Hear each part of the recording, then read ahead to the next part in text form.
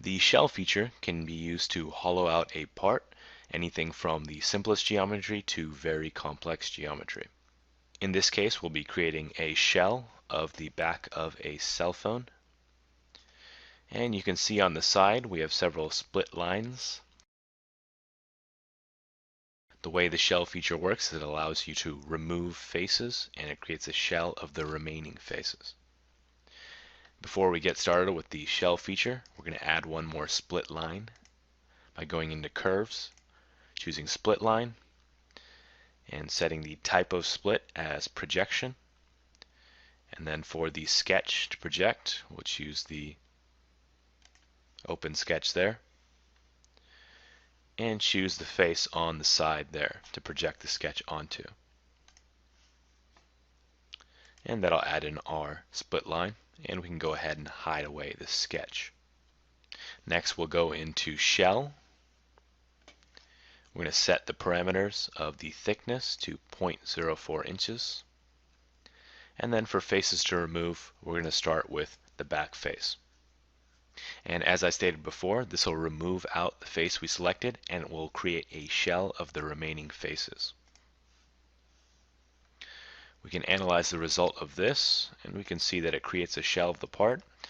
It also creates a shell of these inside faces that we still had from the cut extrude 1. Those we're going to want to remove out, so we'll go back into the shell and choose out 2 of those faces. And you can see it removes out that side of the shell. To complete our final shell here, we can remove out those 2 faces, and we just want to choose all of the split faces on the sides.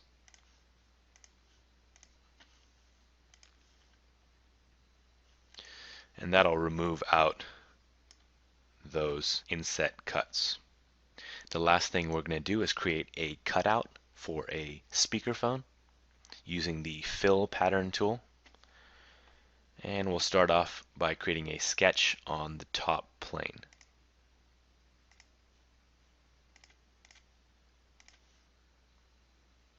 For this, we're going to use the center rectangle tool and just draw in a rectangle there. We're going to control click the sides and make them equal. Then we want to make the center point and the origin horizontal. And then we want to add in some dimensions.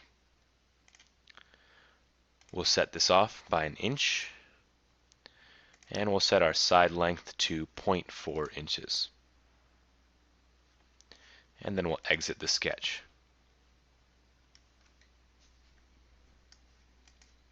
The next thing we want to do is go into the Patterns pull down and choose Fill Pattern. For our boundary, we're going to choose the sketch, and then we want to put in our parameters here. So the first, for our instant spacing, we're going to set this to 0.06 inches. For the angle, we're going to set 30 degrees. And for the margin, we're just going to set this to 0.025 inches.